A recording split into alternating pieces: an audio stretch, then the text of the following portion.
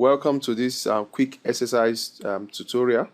I want to show you how you can use PDMS to achieve modeling in quick steps. So if you have PDMS installed in your system, you can follow me through right away by double-clicking the PDMS icon on your screen, as you can see. If it's not on your screen and you have it installed and you are using Windows 7, you can go to All Programs, Aviva, and there you go. You have Run PDMS.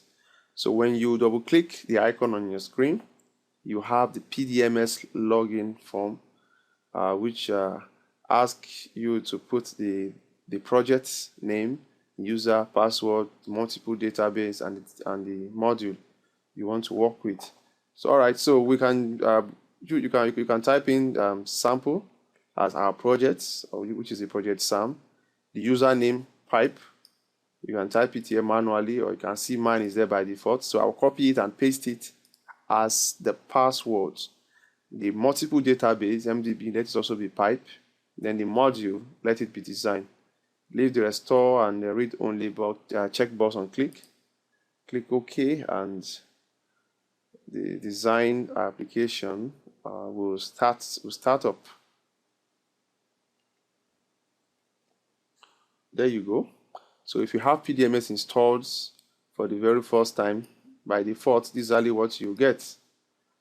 You get the Design Explorer, the 3D view, and the menus, and the toolbars.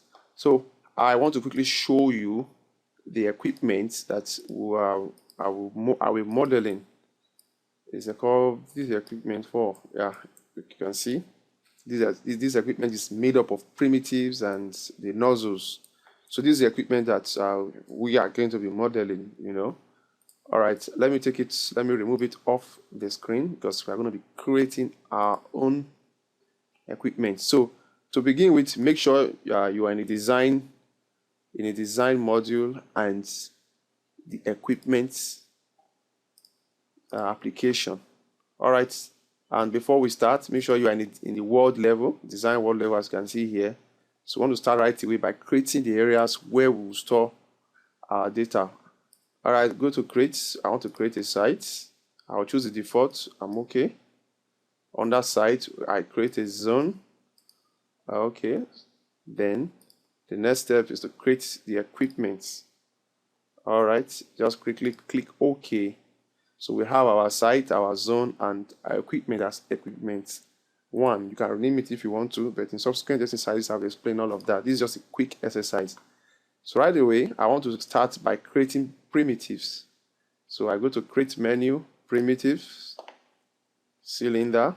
Our first cylinder has a height of 300 and the diameter is 1200 mm.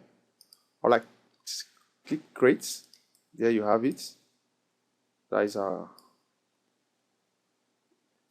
our cylinder, as you can see, with the ASICs on. All right, so we want to go to the next step, next equipment. The next primitive, is a cone. All right, I choose cone. The height of the cone. The height of the cone is 1000. The top diameter 1000. The bottom diameter 1200. And the height is 300. If you click create, you discover that the cone is embedded or is right inside the cylinder. And no qualms, how do we bring it out?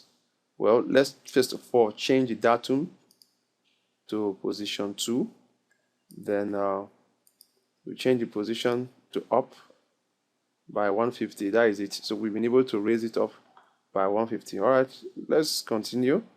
I'll click next to create the next primitive, which is also a cone with a height of 2 meters, 2000 mm, and the height is 1000. Sorry.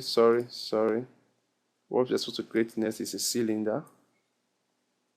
The height is 2000 and the diameter is 1000. There you go.